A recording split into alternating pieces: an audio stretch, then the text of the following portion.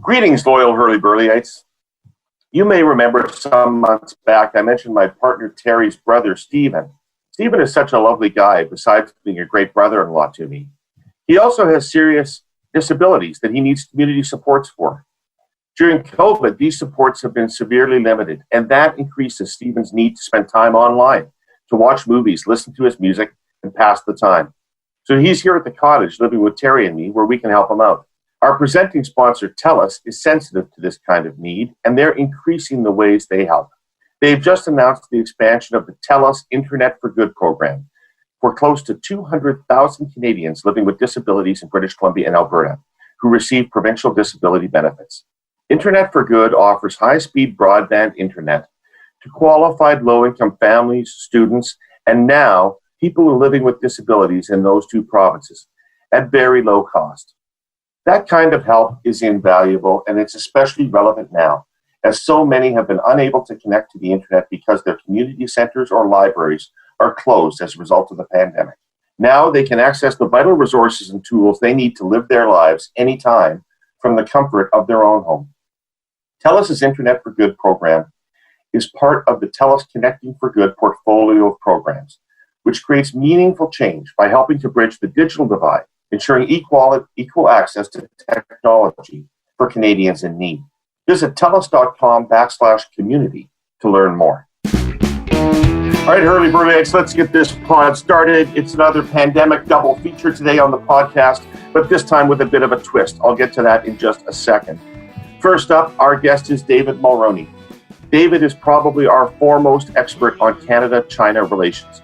He served as Canada's ambassador to the People's Republic of China from 2009 to 2012. Prior to that, he headed Canada's office in Taiwan and served as our senior official for Asia-Pacific Economic Cooperation. In 2016, his book about this country's relationship with China, Middle Power, Middle Kingdom, was awarded the J.W. Dafoe Prize. So guess what we're going to talk about today? Hint, it is not the Conservative leadership race. After David, as has been our custom, we'll bring in our political panel. But this week, there's a difference. Jenni Byrne is still here, still outspoken as hell, and still holds the title of Fenelon Falls IGA employee most likely to tell a customer to piss the hell off. But sitting in for Scott Reid this week is Chris Ball.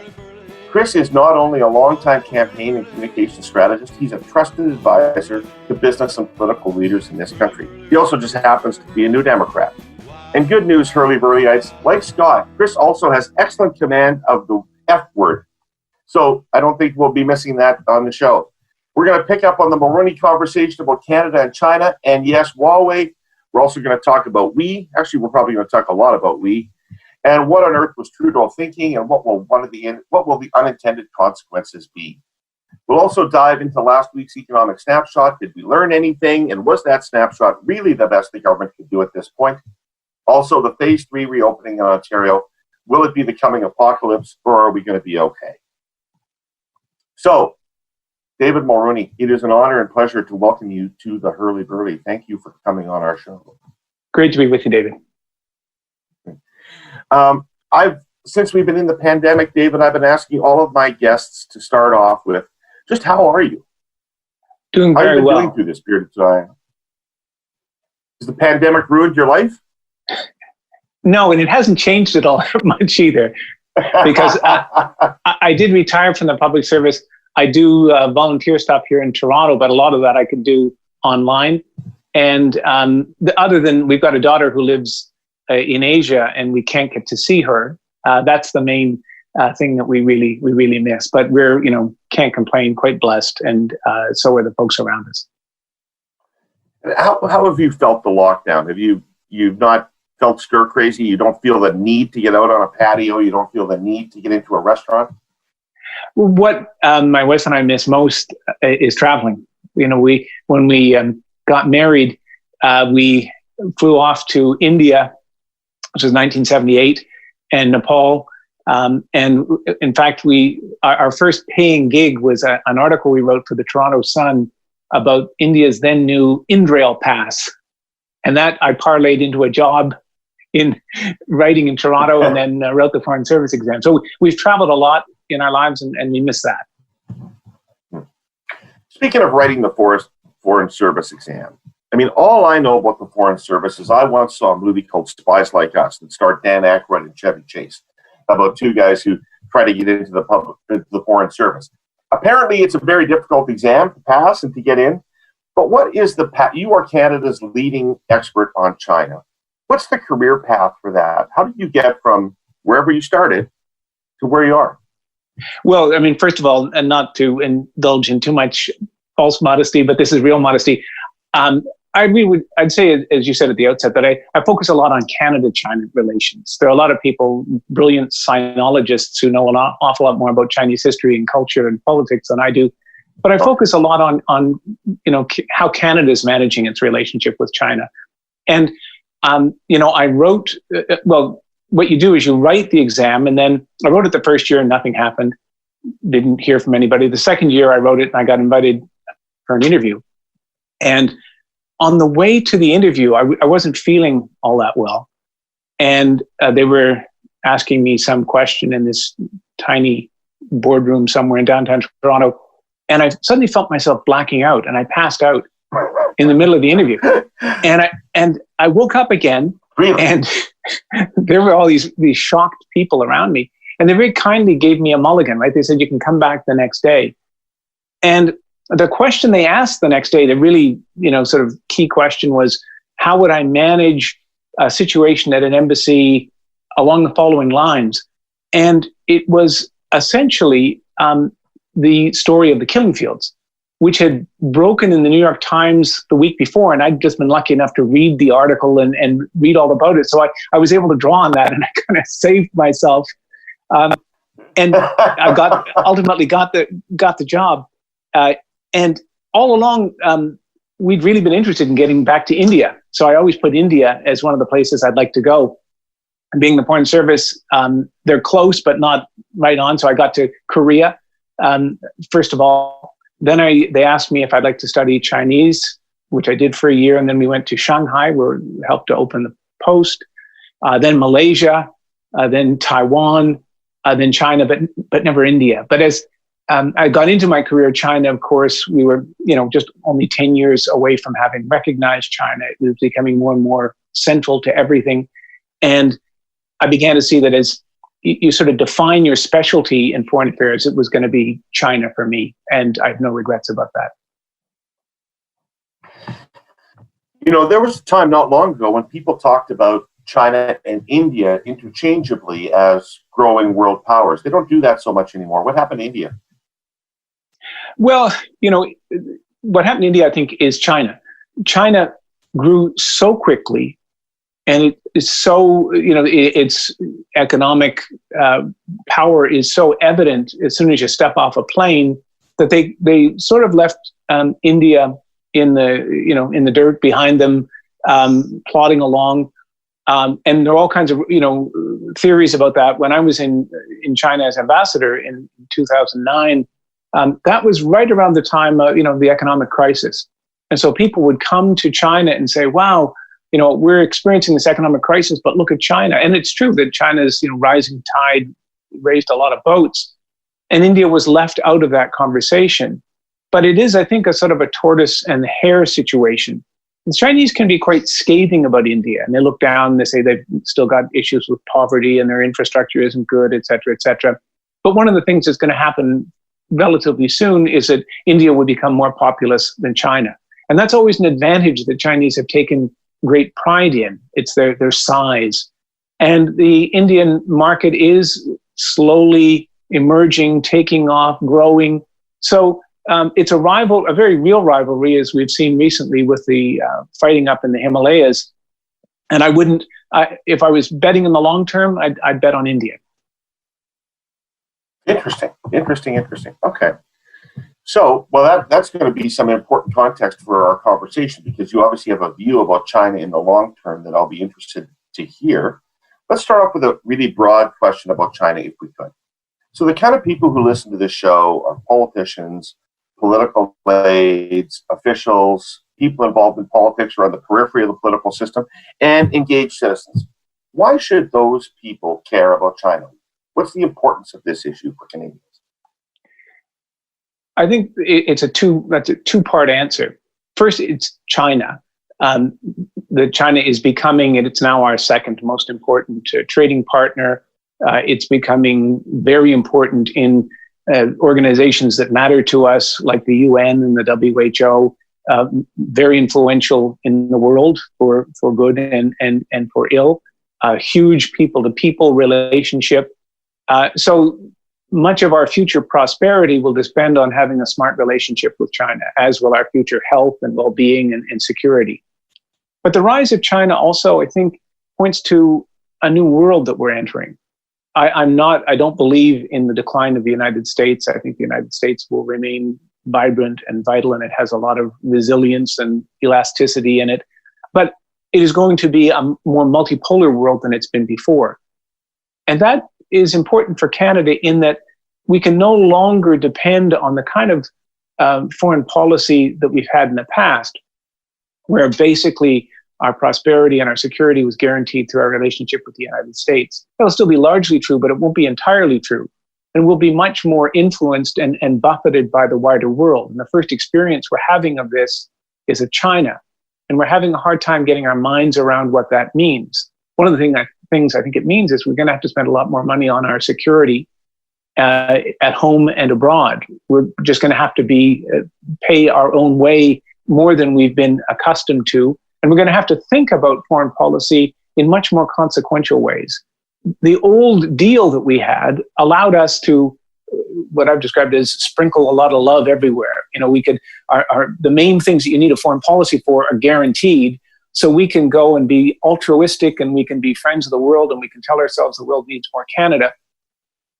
But when we have to manage more of what you have a foreign policy for, that is our security, our well-being, our prosperity, then we have to be much more thoughtful about how we engage the world.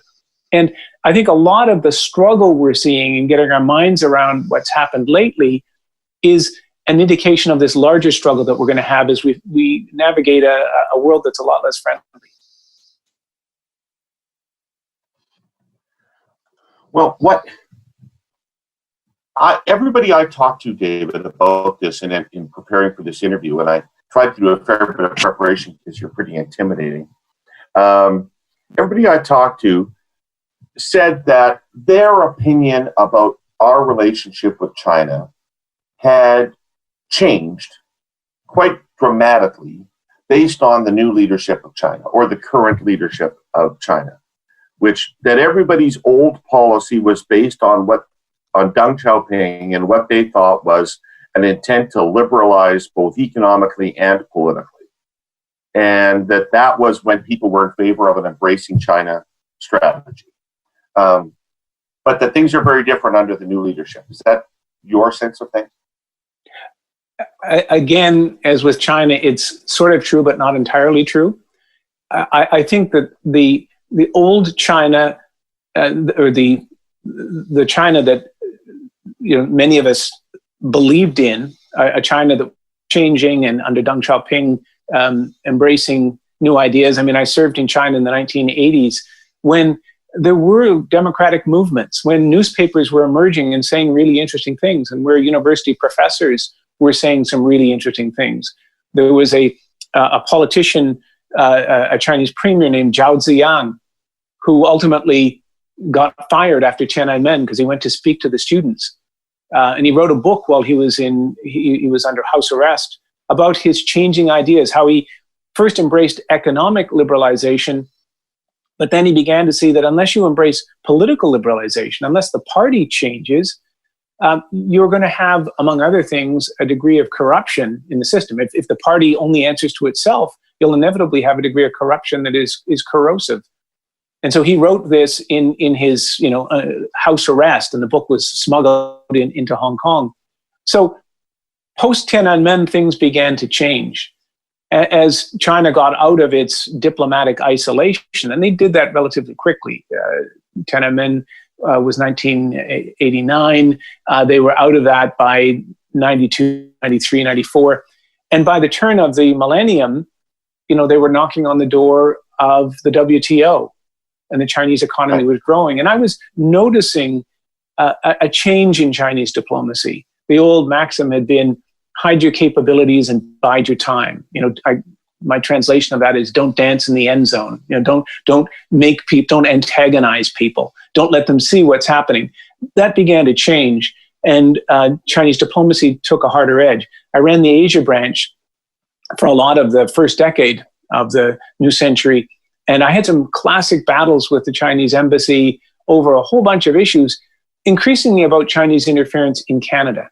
And when I got to China in 2009, it wasn't Xi Jinping, but it was a rather colorless person named Hu Jintao who was the president.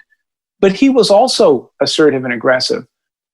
And China's diplomacy was changing vis-a-vis Japan. They were battling over islands that they both claimed, and in the South China Sea, and certainly with the Uyghurs in the far west.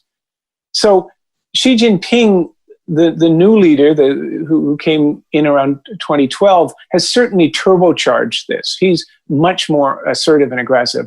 And the really big thing that he's done is he's changed what the Chinese had just achieved, which is a stable pattern of leadership succession, that the new leader is identified early on as a consensus, people only serve 2 terms. She's changed all that, which changes everything.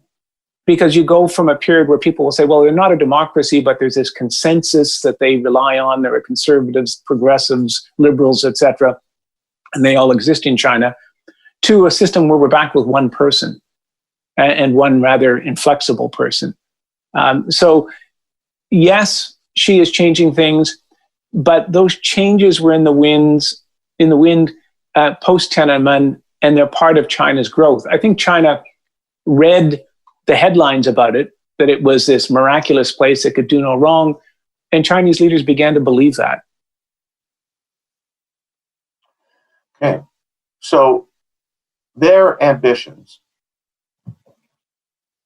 What is their ambition? They look to me like they're trying to dominate Asia. They look to me like that they've tried to become, and they probably have become, hugely influential in Africa. What is their ambition, and why is it threatening to us? So their ambition used to be described as, recovering their power and authority as the great power in Asia. And so people said, well, don't worry, it's only going to go back to what it was, and China will simply, it's got no greater ambitions. But then we've seen a number of things. So first of all, to achieve that ambition, it has to do one very significant thing, and that is it has to push the U.S. and the U.S. Navy in particular out of the Western Pacific, out of the waters around China, Japan. And in China, they talk about the first island chain and the second island chain. The second island chain means they're pushing the U.S. out well beyond Japan and Guam, out into the sort of mid-Pacific. And that means that the era that we've known since the end of the Second World War, where the U.S. basically guaranteed the security in the Pacific region, is over. And that means tremendous instability. Among other things, it suggests to the Japanese that they need to think of some other way of defending themselves beyond having an army, because their army will never be as big as China's army. It means nuclear weapons, probably means nuclear weapons for South Korea. So that has a lot of implications. But we've also seen China through this economic program it has called Belt and Road, where it is doing infrastructure deals and lending money to countries in Central Asia, in Southeast Asia, now all the way to Europe. As you say, it's very active in Africa. That has implications too, because what China is doing there is basically challenging the order that a lot of countries, but Canada most definitely, put in place after the Second World War. That is a rules-based international order where slowly but surely we hope that countries will kind of graduate to embrace the rule of law.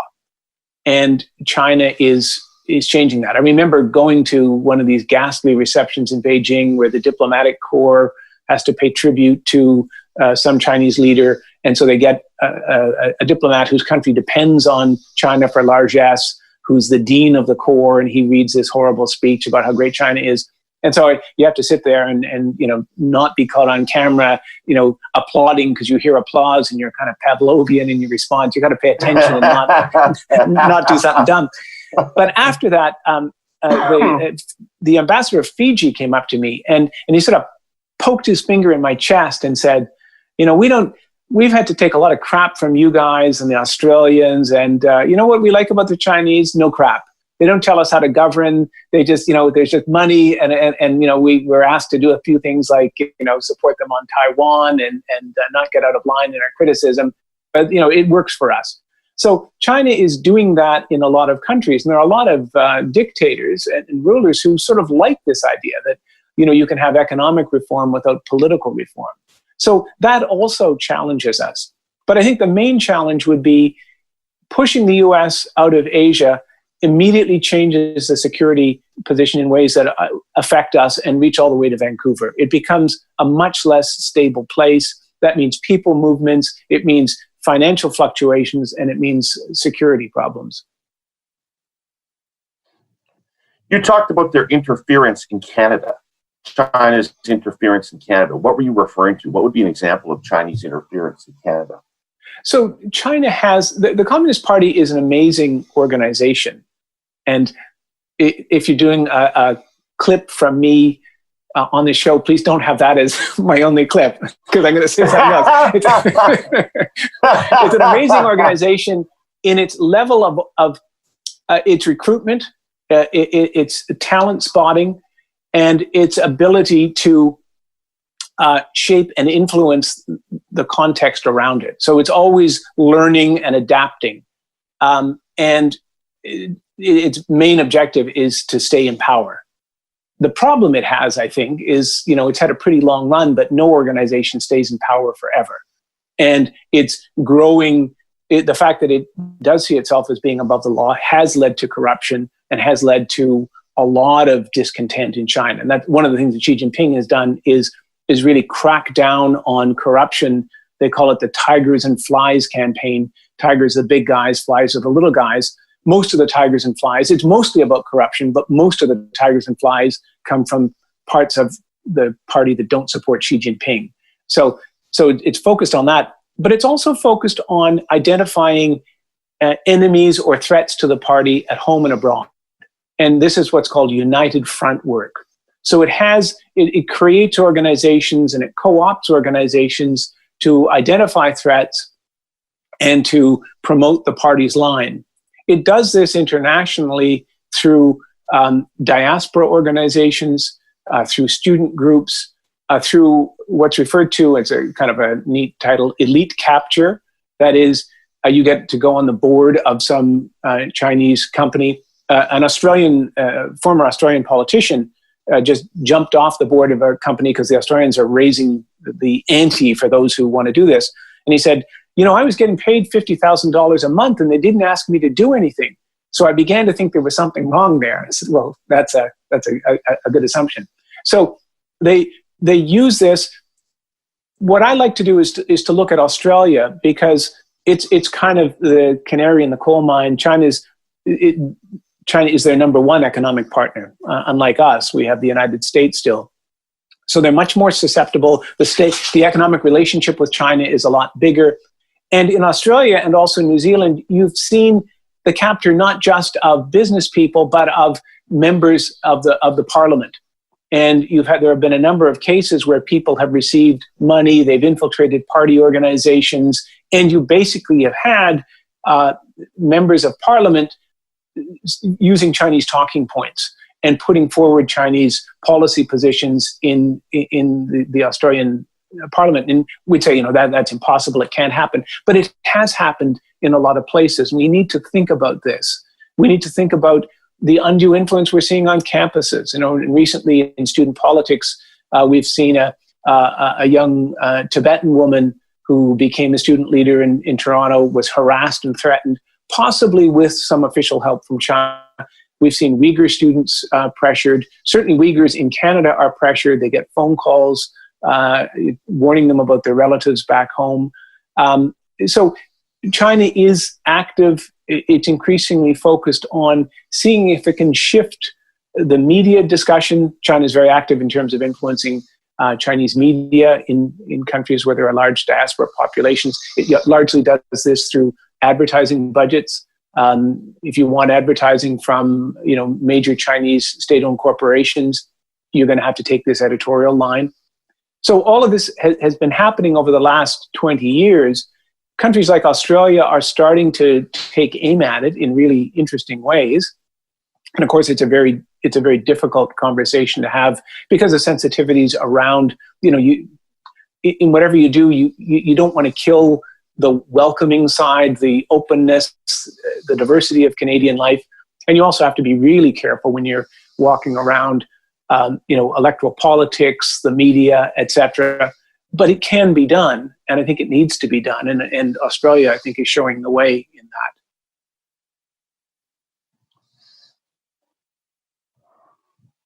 How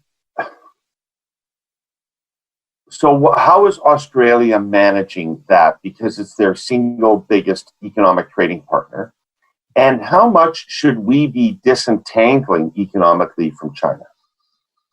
So the Morrison government has taken the lead in, first of all, daring to suggest that we should have a look at what happened in the earliest days of the pandemic. What was the WHO doing or not doing? And within that, implicit in that, is what was China doing and not doing. And he's taken a lot of heat for that, but he's done some really interesting things, in coordinating other countries, because there was an appetite. People wanted to ask this question and look at it. Australia also enacted legislation on what they refer to as foreign agents or foreign influencers. And basically they're saying, if you are working for a foreign government and delivering messages on their behalf or trying to influence policy on their behalf, you can do that, but you need to be transparent about it. And if you're a former office holder, that transparency requirement, if you're a very senior office holder, like a prime minister or a minister, and there's a few others, that's a lifelong commitment. And if you're an MP, it's a 15-year commitment. And what they've added to that is investigative powers and fines and penalties, including criminal sanctions. And they've just taken action against the office of one of their MPs in that respect.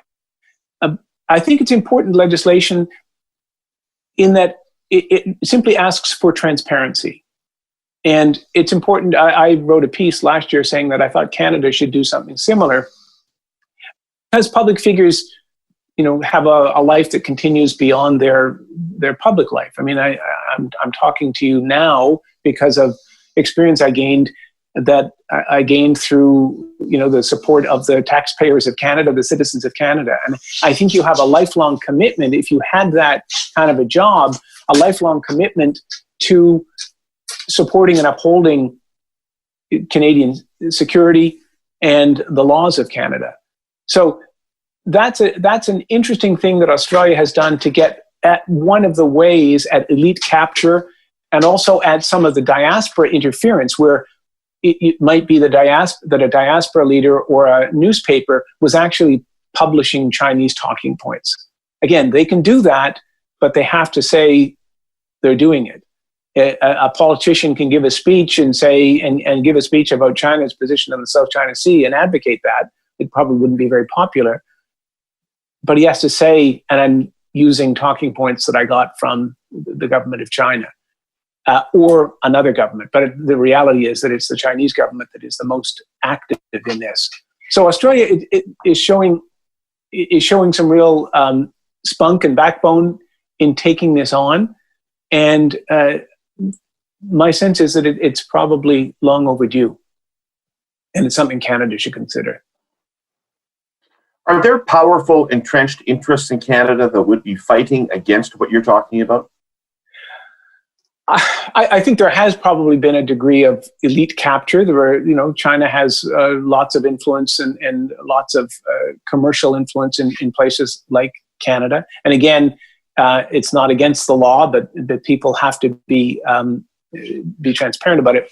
I think what we're seeing in Canada, though, is more the sort of the power of a certain mythology that's hard to say goodbye to. And the mythology in Canada goes back to 1970 and the decision of the Prime Minister Trudeau, then Prime Minister Pierre Elliott Trudeau, to welcome China, finding a formula that allowed other countries to recognize China as we did. We didn't completely abandon Taiwan, but we found wording. We took note of the Chinese position. Trudeau did this. Trudeau Sr. did this in 1970 because he felt, first of all, he'd been to China in 1960. And in my book, I talk about reading Two Innocents in Red China by Jacques Hébert and Pierre Trudeau. And the edition I had read was a 1968 edition. So the foreword is by now Prime Minister Trudeau. So you have a prime minister of a country writing about visiting, making a very controversial visit 8 years earlier. And he says in his introduction, he quotes a line from the book, and he said, I thought it essential that citizens of our democracy should know more about China. I thought that's a pretty important statement. And it's a pretty important foreign policy decision, because the prime minister is doing something that's not going to be popular in Washington, but he thinks it's essential for Canada's future. So you have, that was a smart decision. It was the right decision. I think over time we lost the thread. We became uncritical of China. We were caught up in the allure and the admiration we got for having been early movers and for the relationship that Trudeau established with Zhou Enlai, then the premier of China, etc. And so we remembered magic, but lost track of the real China. And we've been engaging the China of our fondest imaginations almost ever since. I think that's starting to change, but within government and within those around government, there's a strong community that was sort of touched by this fairy dust and felt this, wanted to keep this dream alive. It's not a bad dream. It was a wonderful dream. And as I said, for a time, up until I think about the turn of the millennium, you could believe it. There was cause for believing it. But we've clung to it 20 years too long. And now we're going through a very painful process, in part brought on by the detention of our two citizens, Michael Kovrig and Michael Spavor, but also by what we're seeing increasingly from China in Hong Kong, in the West, in the South China Sea, in terms of interference, that's causing us to reconsider this slowly, painfully. It's an idea and a dream that dies hard, and it's a particularly Canadian conceit that I think we have to say goodbye to. So you're an outlier on this in Canada right now, by my observation. What do you think? I mean, things may be changing, but 19 members of the foreign policy establishment in Canada wrote a letter signed a letter a couple of weeks ago demanding that the government both exchange hostages with the Chinese, and secondly, I mean, the thing that letter bugged me a little bit, I'll be honest with you, Mr. Mulroney, because it felt like there was a hidden agenda to it, because was ostensibly about the two Michaels and freeing the two Michaels. But embedded throughout there was the argument that we needed to have a friendlier, better relationship with China than we currently had, which I think is a strange reaction to what China has generally been up to for the last number of years. What did you make of that letter? First of all, you couldn't have had, as you indicated, I mean, it would be hard to collect a blue chip assortment of Canadians, including some very, very senior people I would consider mentors on foreign policy. So it was sort of shocking to see it. And the second thing is, and I have taken a hard line on this, but when I do it, I'm conscious of the fact that there are two human beings who are in a terrible situation. They only in China would you say, when they were shifted from their original prison, it was an improvement, because their original prison was solitary confinement, lights on, somebody sitting on a stool watching them, a toilet is a bucket by your bed, and they come in 24/7 to interrogate you, and sleep deprivation constitutes torture. So now their improvement is that they're in with a larger prison population. There's a little cage. We think that they can go out and see the sun from time to time. They can pay for better food than they're getting if they pay exorbitant prices, and sometimes they get it, sometimes they don't. They don't get concert visits because of COVID, and of course they can't see their families. And so I'm alive to that concern. And and the Chinese detain people because they know that in a democracy we feel what's happening to our fellow citizens. But when I read the letter, and I think you're bang on, there are two things. One, there's a kind of a fatigue. People no longer care about things that we used to care about. One of the things we used to care about and should care about is a functioning extradition system, because it benefits Canada as well as the United States and other countries. And, so part of what the letter had to do, and this argument has been used before, is they sort of suggest that it's Donald Trump and maybe somebody in his office cobbled together on the back of an envelope this case against Huawei. But I went and read the indictment that was unsealed by the federal district, the federal court in the Eastern District of New York. I've followed the trial since then. It's a serious case. It has to be proved. These are still allegations, but it's something that Canadians, I think, should pay attention to. But there's this overall kind of fatigue. We don't want to take this on anymore. And that, to me, is the first stages of represents the first stages of becoming a vassal state. That's what countries that sort of give up their sense of self-determination do. And then the other thing, as you say, is this idea that we want to get back to being to this relationship. If somebody kidnapped one of your family members, and let's say that person had been a friend or colleague, you wouldn't say, I want to get my family member back so we can be friends again. You've learned something about this person, right? Right? You should have learned. And Michael Kovrig and Michael Spavor isn't the first example of this. The Garretts, Kevin and Julia, they ran a coffee shop up on the borders of North Korea, and they had I think they were evangelical Christians, and so there were probably Bibles, and there was some discussion of Christianity in the coffee shop. But it was like any place on the border on some remote border. All kinds of people come through, and they chat and they talk. And I think the Chinese use that to say, well, there was probably we can make a case that there was some intrigue here. And so they imprisoned them, they separated them, they took several years of Kevin's life away from him. So they've done this before, and our impulse was to get back to being friends with China again, and that's the dream. That's this vision that dies so hard, but we need to let it die sooner rather than later. That's not to demonize China. It's not to go out of our way to insult China, but it's to be very realistic. And then we have to get to some form of not complete decoupling, but economic diversification, right? When she was then the minister for small business and exports, and she's now the trade minister. Last summer, she went. There was a meeting in Beijing, but she was photographed in Beijing and eating ice cream, and didn't go well. My thought, though, was it would have gone a lot better if they'd sent this minister who's responsible for small business and exports to Korea, Japan, Taiwan, to indicate that the government gets it and they're diversifying our export base. The reality when it comes to Canadian exports to China is the same as the Australian reality. We both have major, major deficits when it comes to our trade with China, both Canada and Australia. We sell them a lot less than they sell us. But the other reality is, and I don't mean to put this in a sort of a brutal way, we have what they need. China is losing its agricultural land as it urbanizes. What land it has is poisoned by pollution. The north of China, the entire north of China, is becoming a desert.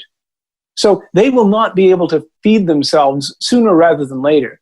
They need what we have to offer. They need the resources we have to offer. Looking at the Australian press this morning, and although China's been saber-rattling with Australia, demand for coal and iron ore is still very strong. So we also have to keep our nerve to say that the future favors us. We can stand on our own. We've got something to offer to China and to the world, but we need to think about what China is doing and the threat it poses to our autonomy, to being able to try somebody for whom or about whom the police bring, credible charges. Have to be proved in court, but they're credible. there are a lot of people in this country who have said we should bear the economic cost of shutting down our oil industry and our energy industry for environmental reasons. And you can have that argument. We've basically shut down our economy for health reasons. I think we should be willing, this is not going to be cost-free, but we should be willing to pay some price and bear some burden in relation to our autonomy. Those who say there's nothing we can do because China is such an important economic power need to be challenged with that. You know, we're willing to pay for carbon, pay a price for carbon. What's our price for autonomy? I don't think we'll find that it's exorbitant, but the longer we wait, the more difficult it gets. And that's in terms of, you're talking about everything from having to pay more for iPhones to perhaps selling less canola. Right.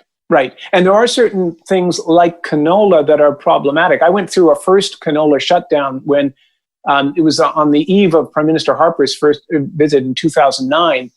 And they said that there was a thing called blackleg fungus affecting canola. Sorry if people haven't breakfast when they're watching this. Blackleg fungus doesn't do anything to the canola seed. It's a condition that affects the plants. And we thought that what was happening was that Chinese rapeseed producers, because rapeseed competes with canola, were just tired of the fact that Chinese consumers wanted to buy Canadian canola, canola from Canada. And so I remember at the time, one of the Chinese guys who was helping on their side to organize the PM Harper visit said to me, "Oh, please tell me that the Prime Minister is not going to raise something as mundane as this little agricultural issue we have." And I said, this is an agricultural issue that is affecting farmers across Western Canada. That's exactly what Canadian Prime Ministers do talk about. So yeah, he's going to raise it. And what happened was, we got into the Prime Minister raised it, the Agriculture Minister raised it, and we worked with the Canola Council, but we also worked with Chinese consumers who liked, canola, crushing. They wanted to crush canola for oil, but they also wanted it for cattle feed. We were talking about new uses for canola. So we gradually used pressure within China to reopen the market. So canola is a problem. I'll tell you what else is going to be a problem, and it's for universities. It's dependent on Chinese students. Right. And my concern, when I wrote my book, I talked about this, and I said, look, our embassy was called the Education Embassy, and we promoted Canada as a destination for Chinese students. But it's got to be based on something more than money, and it's got to be a process where we're looking at international students across the board. But universities have so followed simply the Chinese market that has also become an economic risk. It's a far greater risk for Australia, but universities will feel the pain more than most other sectors. But they're not viable financially without foreign students, right? Exactly. And what was happening, I remember I spent a few years running a constituent college at U of T, and at that stage, U of T was talking about getting more American students. And so we did a presentation down at a place, this is St. Mike's College at U of T, which traditionally had a very strong American alumni base until about the 1960s. So we went back to Rochester, where a lot of our alumni were from. And the folks in Rochester said, yeah, we like the University of Toronto, but the sticker price is about $40,000. And the University of Rochester charges $40,000, but they discount, right? Nobody pays the sticker price. So Canadian universities like Toronto were chasing a Chinese student who would pay up to $40,000, but pricing themselves out of a lot of other markets. So they may wake up to find that they've got fewer Chinese students and a sticker price that is unsustainable in other places. Okay, just one last thing about the letter before we move on completely from that. I also detected in that letter a tinge of anti-Americanism and a sort of throwing Trump into the mix. My observation would be that there has been a strong streak of anti-Americanism in foreign affairs, external affairs over the years.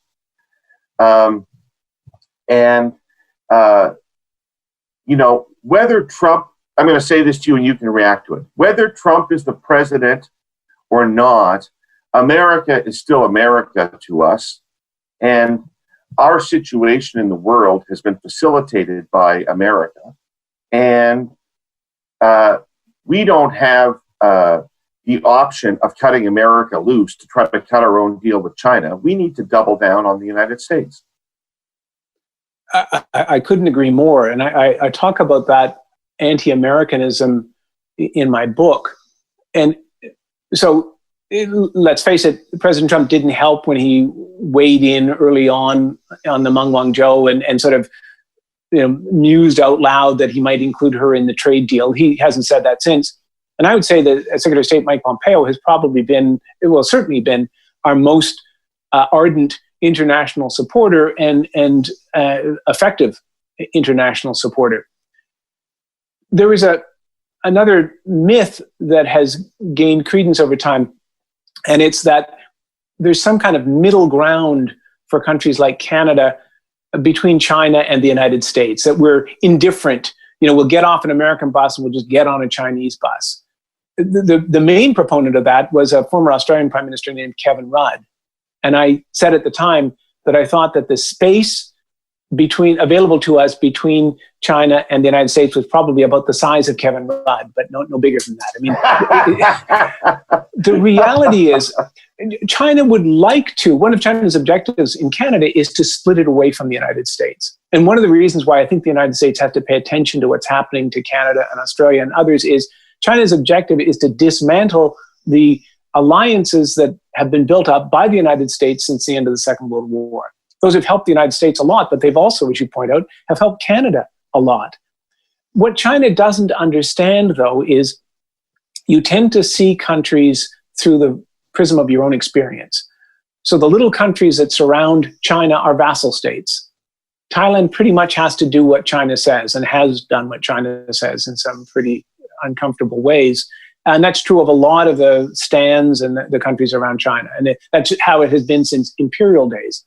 It assumes that Canada is a vassal of the United States and that it can somehow just switch our sort of vassal allegiance. It fails to understand the personal relationships across the border, the shared values and beliefs that Canadians follow U.S. politics and at least politically inclined Canadians have their own political affiliations in the United States, that there are hockey teams that cross the border, that we're connected in so many ways that are beneficial and part of our DNA without in any way surrendering our identity. It's a huge advantage that we have. Some presidents are friendly, some are less friendly. I would have to say that if people were paying close attention, the Obama era wasn't the warmest era for Canada-US relations either. And that should have been a bit of a wake-up call. So I think things will change. I think the US will be less thoughtful about its alliance system. I'm not sure that it's going to go back to that. We will be more on our own, but even on our own, our natural allies start with the United States. That's inevitable. It's our advantage and it's our reality.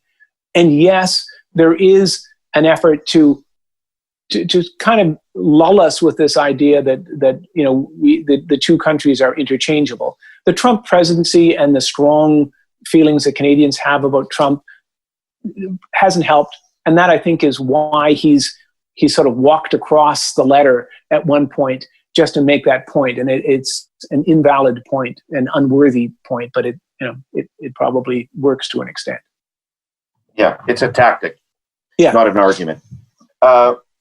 So China has blown past the United States in terms of economic size, and the trend lines are clear that that's going to continue. So the United States perhaps is no longer able to be on its own an effective counterweight.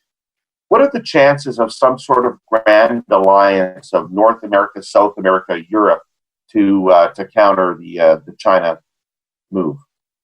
So the first thing I'd say is I'm not so sure that China's future is, or that China's past is an indicator of what its future is. So here's why. So first of all, there's the massive environmental problem that I described. And, China is like any country. There are policy debates in China, and there are the people who want to keep the economy growing as fast as they can, which means burning a lot of coal. And there are environmentalists who are saying, you're crazy, look at our air quality, et cetera, et cetera. But the impact is China has not taken the steps to mitigate environmental degradation the way it should, and it's going to be paying an increasing price for that. The other issue China faces is staggering demographic collapse as it's getting, the old cliche, it's getting older before it gets rich. And through their own population engineering, they've created a society. At the time I was writing my book, there were as many disabled senior citizens in China as there are Canadians, and that number is growing. The number of seniors in China is growing, and there's very little infrastructure for taking care of seniors.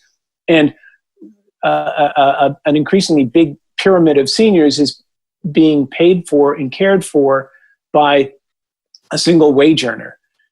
You've got your parents, your spouse's parents. If your spouse doesn't work, their parents are now living.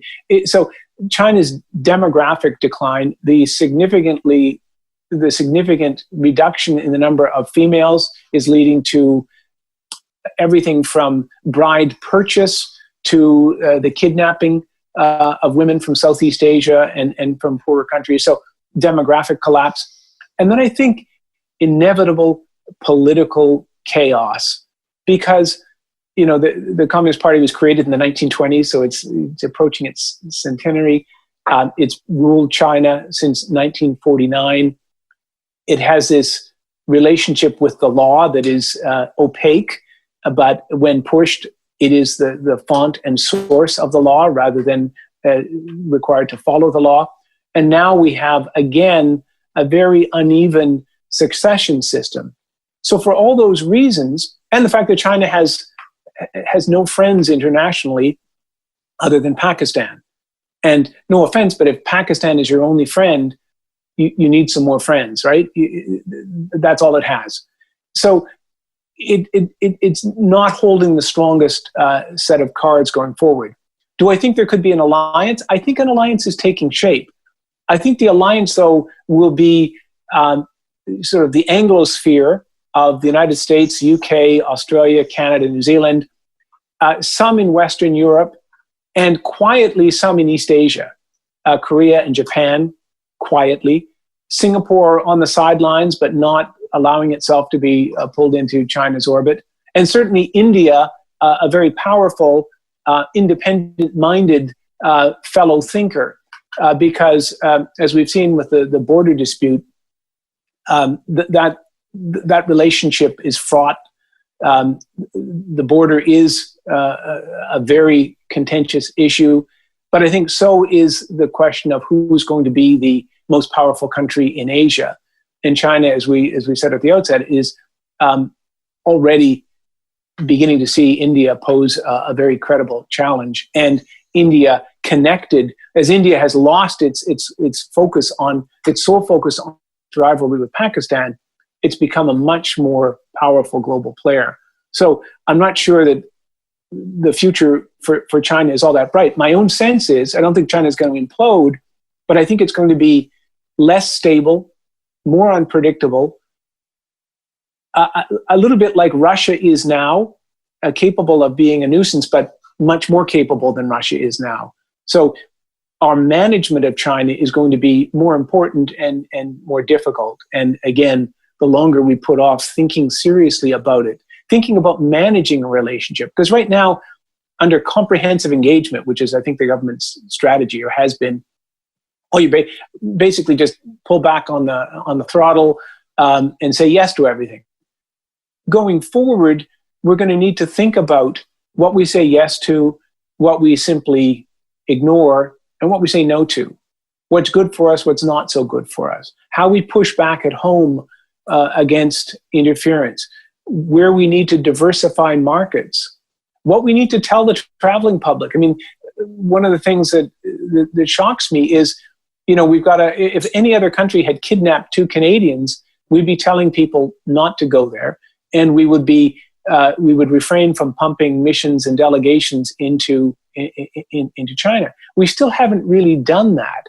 what we're saying essentially is China kidnaps people, but it's unlikely they'll kidnap you. So, go ahead and visit. The reality is there are already a lot of people who don't go to China. People of Uyghur origin, Canadians of Uyghur origin don't go. Tibetan Canadians don't go. People who practice Falun Gong don't go. Increasingly, I think journalists and academics will look over their shoulders. And now with the arrest of Michael Kovrig, former diplomats, including this one, don't go. Because what they did with Michael Kovrig, is they've violated a convention that says not only are you protected when you serve, but you can't be forced after you no longer have diplomatic status to reveal. They can't attempt to force you to reveal things that you learned or knew when you had diplomatic status. That you're protected for life. And I think we have reason to fear that Michael Kovrig has not been protected in that way. So my God, the time is moving, and I've got so much stuff I want to ask you about yet. I got to jam a couple things in. So building off of what you just said about understanding what our interests are and knowing when to say no, is there any argument at all for why we should include Huawei in our 5G network? I think that argument is close to vanishing, and I see by today's news that the UK is basically walking back the arrangement that they reached where they said we can ring fence their participation. It'll be roughly 35%. So they're not going to do that. That leaves us alone in the Five Eyes and alone among countries, a lot of countries like us. So I think it is highly unlikely, but I've been surprised by this government before. I also think that, one of the things that we're seeing in the trial is it's shining a bit of a light on how Huawei, at the level of their CFO, did business in places like Iran. These are still allegations, but Canadians should be paying attention to that. And if any other major corporation was looking for a contract as important as 5G, these allegations would harm their chances. So I think the longer the trial goes on, and the extradition process goes on, and with the finding that there is double criminality, it's going to go on, unfortunately, for the Michaels for a long time. That's also going to be a painful process for Huawei, acknowledging that these are still allegations. So I wouldn't bet on that. My last question, David, is what is the difference between a foreign policy and a trade policy? A trade policy is a subset of a foreign policy. But a foreign policy looks ultimately at your basic interests in the world, which include trade, but also your sovereignty and independence, your security, the fate and safety of your allies. And one of the problems in governance in a big, complicated democracy is alignment, coordination. And I learned that lesson when I worked on Afghanistan. And I was the secretary to the Manley panel.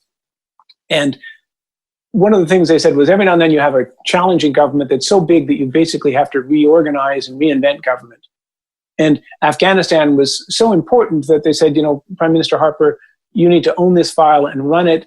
And you need to make sure that these things are coordinated for Canadian ends. And that worked. At least it worked for a while. The Prime Minister took on all their recommendations and put them into practice so that there was a body that could look at decisions, including military decisions, aid decisions, foreign policy decisions, to ensure they were contributing to the objectives we had set for Afghanistan. When I was ambassador, I came right out of the Afghanistan job and served in Beijing. I got to this. The good news is it's a big embassy. It's the second biggest in the world in terms of Canadian staff. So I had people from 12 departments in Ottawa, the security agencies, 3 provinces, and each one of those people was controlled by a little wire that ran all the way back to Ottawa to some headquarters division, and they all wanted to do their own thing. And I felt like, in Tom Sawyer, he has to whitewash the fence, and he gets other people to whitewash the fence with him. I was sort of the Tom Sawyer. I had to cajole, persuade, twist arms to get people to see things together in a joined up way and to say, what are Canada's objectives? So what I'm saying is you could say something is smart trade policy. It might improve our chances of selling a product, but they may not be in our long-term overall objectives. Those are very difficult conversations, but I think the future we're going into is going to require them of us, that we're going to have to make some tough calls. Doesn't the tail wag the dog a bit these days? Isn't our foreign policy too driven by specific business interests?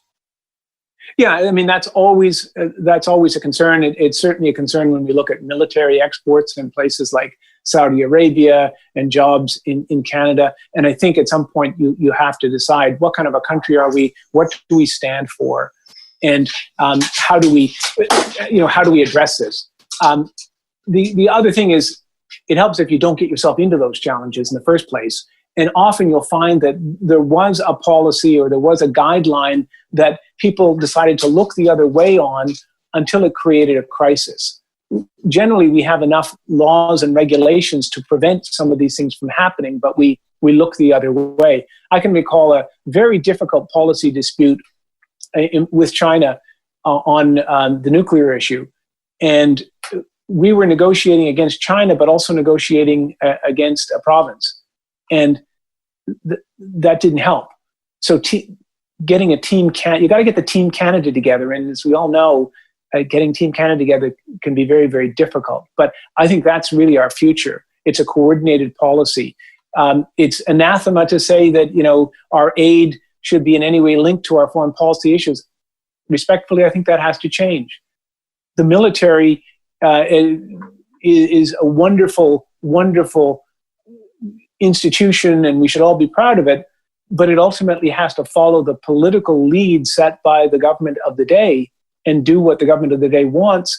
So do our diplomats.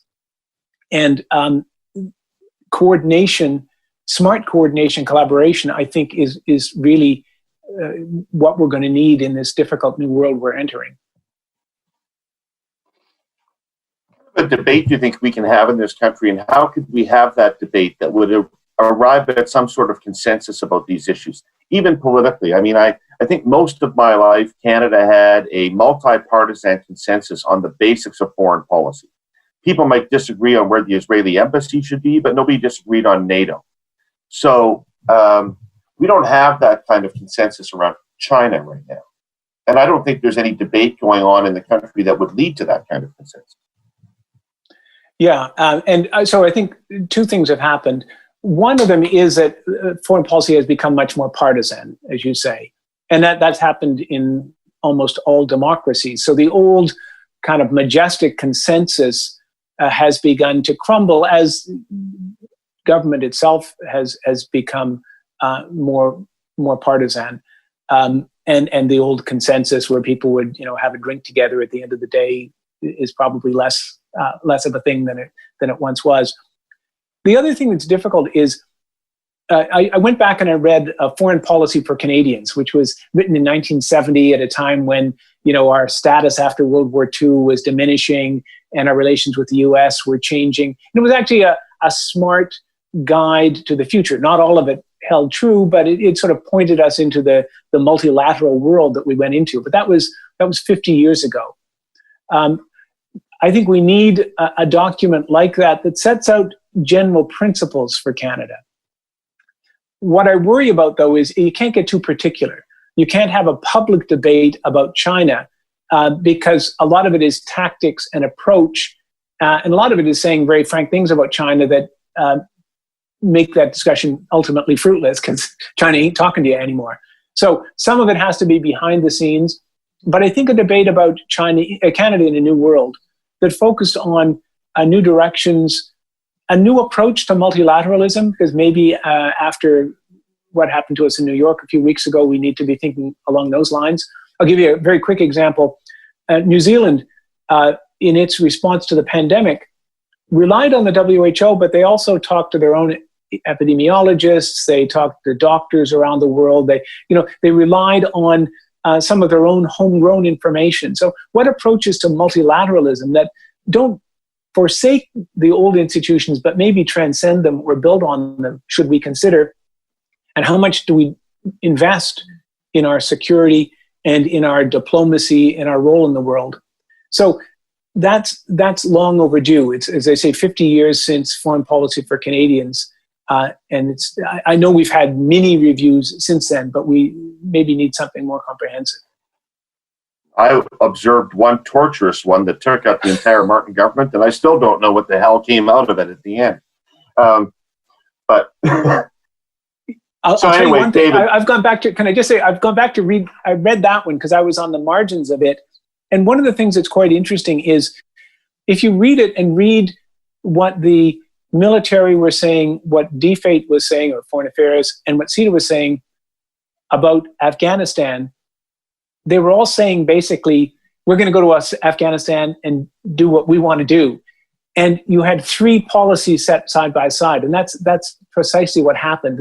The roots of the confusion were in that, the idea that you could just hear from the three players and they would figure out how to coordinate themselves. It has to be led from above. You need to kind of reinvent government to get it right. And I think we're going to need to reinvent government to get China right. Sorry, I just wanted to weigh in. that's terrific. Thank you, David. Thank you for this whole conversation. I really appreciate your time. It's been hugely educational for me and presumably for others. And please stay active in this debate. You're a very, very important counterbalance to the prevailing wisdom out there. Thank you for giving me a chance to talk, and congratulations on the podcast. It's really great. Thanks a lot. If we have learned anything over these past few weeks, it's that in times of crisis, governments matter. So if you've never heard of Queen's Park Today, it's one of Ontario's most trusted news sources for political insiders and for people who actually need to know what's happening at the legislature every day. Whether it affects your business, your stakeholders, or the health and safety of your family, Queen's Park Today is tracking the ongoing developments in Ontario. The newsletter lands in your inbox first thing every morning, so you can start your day off already ahead of the game. The only way to get the detailed, boots-on-the-ground coverage you need is by subscribing to Queen's Park Today. There's also BC Today and Alberta Today. To get a free 2-week trial of Queen's Park Today, BC Today, or Alberta Today, go to politicstoday.news and hit the free trial button. That's politicstoday.news/free trial. All right. Welcome to the program, Chris Ball, gourmand and gourmet. Sideways hat wearing, multi-tat bearing, super music South by Southwest fan. Come on. Welcome to the pod. Thank you for having me. And I note the LBJ t-shirt. One of the best. LBJ all the way. Yep. I almost wore my open road Stetson, which was LBJ's preferred model of Stetson. If I'm invited back on, if I don't screw this up royally, maybe the Stetson. Excellent.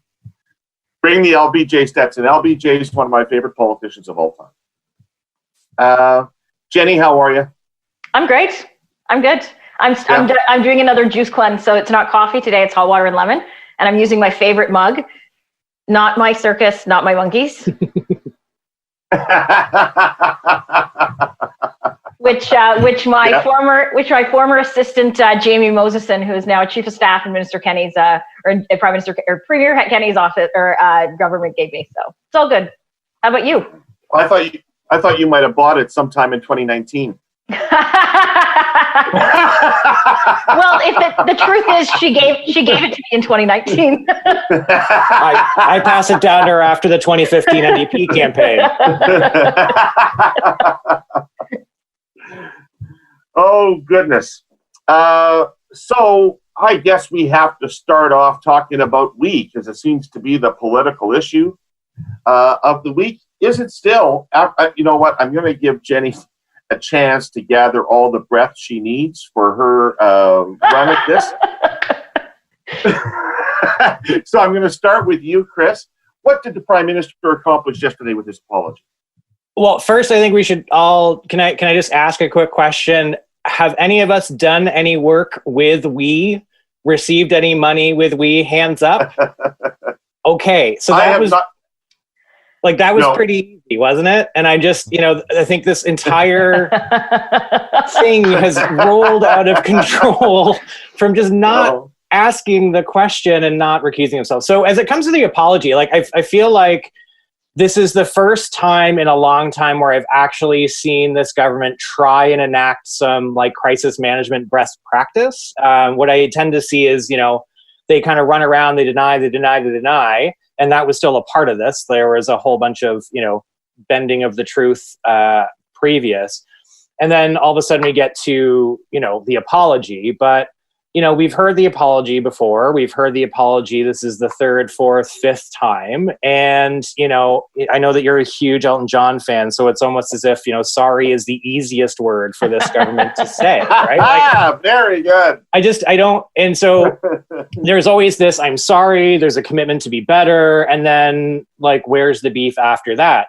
And there's still a ton of questions that are left behind here. Right. So we know that the Prime Minister is very sorry. We know that Bill Morneau is very sorry, and they're very sorry indeed. But how did this actually happen? I don't think that we have any clarity on like the TikTok on how this happened, and we have these vague assurances from saying, "Oh no, it was the civil service who brought this forward," which to me still boggles my mind that the civil service would go, "Oh wait, this Canada Summer Jobs program that we have that administers millions and millions and millions of dollars and helps." Kids get jobs in the summer. That's not the mechanism. Let's create this whole brand new mechanism with this charity that's secretive and, sometimes litigious and these things that should have been red flags to begin with. So the apology itself, I think, it's maybe a one-day news cycle absolution for the Prime Minister, but there's so much more juice in this story.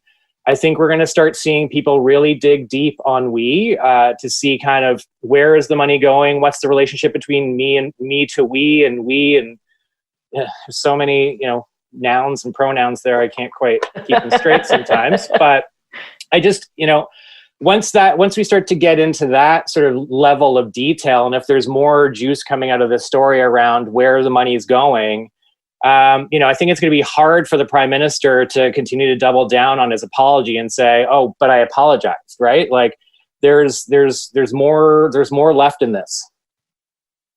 What if that civil service story doesn't hold? Right. Exactly. Right. Like, what if there's tales of backroom influence, which you've seen before? I don't know if you remember Trudeau 2 scandal. That was all about let's have a little conversation in the back door, and let's make sure that we're,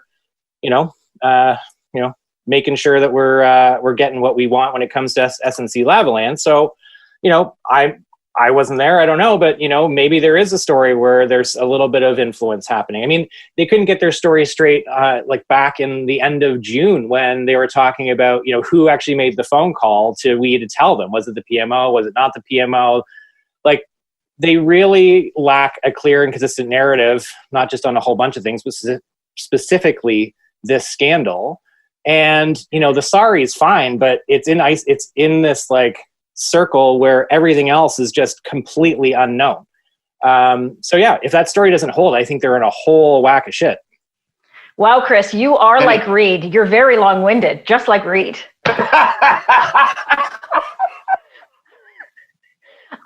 So no, I agree. I think I think if they're obviously trying to manage this issue, but there are only 3 real rules to know about issues management: don't lie, and never fucking lie.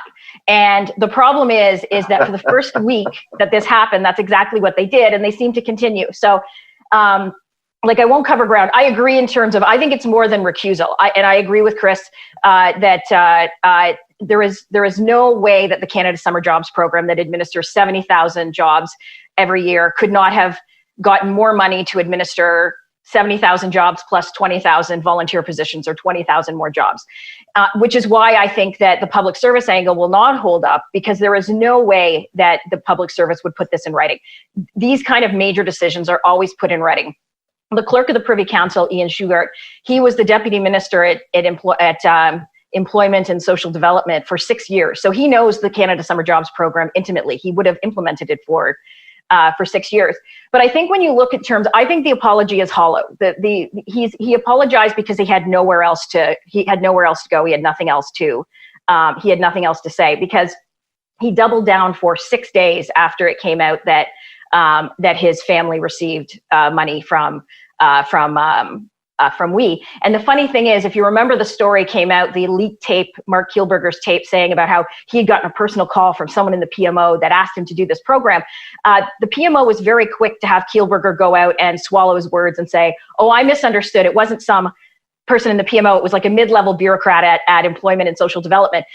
But one of the things they didn't ask him to correct was the fact he also said that none of the Trudeaus received honorariums or speaking fees for any of the events they put in, and they didn't ask him to correct that. And so it shows that they were hoping the story would go away because they are that arrogant, and it didn't. And now they're scrambling. So the next thing that's going to happen is Thursday the Finance Committee meets, and it's going to be a committee.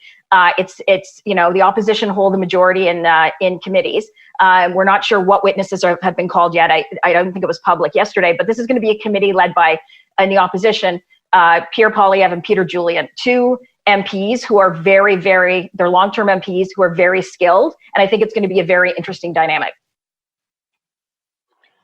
Now, wait a second. Nobody really believes this was a financial quid pro quo for Margaret's speeches, though, right? I mean, nobody really believes that they got this contract in order to pay them back for the money that they'd given to Margaret to give speeches. I understand it looks horrible, and it contributes to the impression of a sort of a closed loop of people who are all very comfortable and familiar with each other. But it's not a financial scandal. Okay, but why was We sole sourced to do this? Because of their relationship with the Trudeaus. Because no, they're not the only organization. Well, and with lots of people, that's ridiculous. And with lots of people in the government. I agree with that. I'm sure they're not the only organization. And another question, if I was the opposition, that I would ask. We has also said they've paid all the expenses for the speakers. Doesn't matter for Margaret Trudeau, doesn't matter for Sacha Trudeau. What it matters for is Sophie Gregoire Trudeau is considered a public office holder. And, she was actually at the We event in London. That's where she contracted COVID. So it's also a shame on all the cabinet ministers that didn't stand up and say, hey, like as of 3 months ago, there was a connection with your family and We. But she would have to have third-party expenses approved by the ethics commissioner. So that's going to be another interesting question. What were those expenses? What was the extent of them? And were they approved by the ethics commissioner? So to say there is no doubt, I don't think in anyone's mind, David, that the reason We was sole source this contract was because of the relationship that they have with the government of Canada, the actors in the government of Canada. Yeah, and like, where was cabinet? So I'm trying to draw. Go ahead, Chris. Well, I'm trying to draw a distinction. I'm trying to draw a distinction, and maybe it's a distinction without a difference. Maybe it's an unimportant distinction. But the distinction I'm trying to draw is, yes, they were sole sourcing a contract to their friends who they think are great, but they were not sole sourcing a contract to pay back or to compensate We for the money that they give the Trudeaus. That's my belief. I'm not asserting that to be true. But I don't. That's just my belief. But who knows? But who knows? Yeah. Who knows? They got whether Margaret Trudeau, Sophie Gregoire Trudeau, Sacha Trudeau, Bill Mulroney's daughter works there.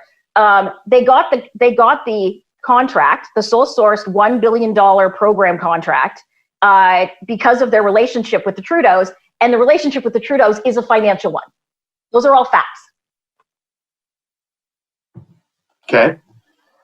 So if you're the opposition, what do you attack about this? What is the thing? If you assume that whenever the next election is, that the specifics of this issue will not be the ballot question, but you want this issue to somehow still affect the election result, if you're the opposition, what about it is going to have the most lasting negative impact on Trudeau and the Liberals? For me, this is like, so this is third time's a charm, and the rule of threes is pretty powerful, right? Around, one time ethics investigation, okay, you messed up. 2 times ethics investigation, there's something there. 3 times ethics investigation, I don't know what, you get 4 and you get a free sub at Subway. I'm not sure exactly kind of what this means, right? And so I feel like this also goes to the scandals that really park it, I think, for a lot of folks are the ones that reinforce what people already kind of start thinking about you, right? And so I think there's a general sense that this government is arrogant. This government has, like we said earlier, an in team and an out team. There is a bit of, not necessarily cronyism, but it ain't people like me walking down the street that they're necessarily always looking out for. And I think it's a very sort of elite type scandal that makes people think, who are you really in it for, right? You compound that with, this is the third time. There could be 4, could be 5, could be 6 by the end of this mandate. And you're starting to really paint a picture around, arrogance. You're painting a picture around lack of judgment, which we've seen play out over and over and over again. And the real question is going to be, how will, a suburban mom who's just trying to keep things together in the middle of COVID-19, worried about whether their kids are going to go back to school and whether or not, hubby's going to have a job at the end of the day, will this matter in that sort of context? I'm not sure. But if I'm the opposition, I'm linking the dots around, elitism, around out of touch, around lack of judgment. Yeah, I agree with that. I think that this is one where they're just starting to peel the skin off the onion, and I think there's going to be more. This also speaks to, on all the things that Chris said, it also speaks to a government that is seemingly now just throwing money at their friends for no reason at all. Because let's be honest, as I said, this program could have been implemented 1,000 ways in the government. The government was able to get CERB payments out to people 5 days after they applied. There's no way they couldn't administer this program themselves. And it's also showing a pattern that this government, that this prime minister is willing to play kind of fast and loose with the truth. There's been numerous times over the course of this whole week and a half that they could have come out and opened up the kimono, so to speak. Like if we have just seen everything what it was, if you were doing issues management, you would have thrown it all out last week. You would have released the memo that the public service gave recommending you would have apologized and you would have moved back. There is a reason they're digging their heels in on the details, because there is no memo. They haven't been forthright. And so I think on top of all the stuff that Chris talked about, I think this is also going to be their challenge in terms of credibility. And and I know we're going to get into it, and we talked about it last week. I think the next 6 months is when we're going to see we are going to see a real contraction of the economy. I think that you're going to see a real restructuring in the private sector, and I think it's going to hit the actual middle class very hard. And the opposition needs to be really tactical about this. Like, when we get to committee, I would come with a gigantic list of here's all the programs that I think that, tell me why these are the programs that could work, right? Let's continue to hammer that and build that fact pattern. So tell me something about the culture around leaders and around decision makers like this in government, because the government is full. This decision went past 50 people, including the top of the PMO, who, if they were not in the jobs they're in and they were back in the private sector, and if you come to them with a fact situation like this, they would have said, that's a conflict, don't do that. That's poor. That would be bad politics. This decision went past a lot of people who, outside of their current context, would have seen this for what it is. What happens that they didn't see it for what it is? I think it's arrogance. It's this culture that this Trudeau can do whatever he wants. It's obvious he has very little support. There has been almost, some ministers have been forced out. We've seen Bartis Chagger. They've forced Pablo Rodriguez out. There have been no backbenchers that have come out in support. Not one. So the culture here is they just do whatever the fuck they want, and they've been able to get away with it, and which I think is unfortunate. I know, having worked in the Prime Minister's office for several years, there is Prime Minister Harper. This never would have crossed his mind. There is no way that someone in the political staff in the Prime Minister's office, if it did, would have said, "There's something really fucking wrong with this. Like, put your hand up." And I can absolutely guarantee you, it never would have made it through cabinet. And the difference between Trudeau and Harper, people like to say Harper was controlling, and what have you. And it's actually further from the truth. He was a consensus builder within his caucus and within his cabinet. In 10 years, he missed only 2 caucus meetings. And in cabinet, he asked for fulsome debate. I've witnessed it. So it seems that this cabinet, probably because of there's many MPs in the Liberal caucus who don't think Trudeau knows their name. That's shameful. That's shameful. And you're starting to see that in leaks, right? Like you're seeing the caucus solidarity break down a little bit when you're seeing, on background, MP X said they should have seen this coming from a mile away. Sorry, Jenni. Go ahead. No. But I was ending there. I cannot even fathom having been through the process of seeing a program go through the levels of government federally. I cannot see how this happened, except if the Prime Minister overruled everyone every step of the way. That is the only way this could have happened. And there's a bit of it feels like there's a bit of a team righteous crusade and, not team righteous crusade, right? And it's like, we know what to do. We know, because we know that they mean well and, get away if you don't agree with us. And I think that's one of the heart of the problem. Like, where was cabinet? Again, why wasn't somebody at that cabinet table putting their hand up and saying, hey, Prime Minister, you might want to look at this again, right? Because it's not like the connections with we were a secret. It's not like it was like someone had to whisper and say, 3 years ago, this private deal, the Trudeaus have spoken for dozens and dozens and dozens of events and event with these and rallies with we even published a commercial praising Trudeau. It was almost like an election advertisement. So the fact that everyone let the Prime Minister go ahead with this, it's almost like saying no one stood up and said, "Sir, you're not wearing any clothes." Yeah, and what's the culture that allows that to happen?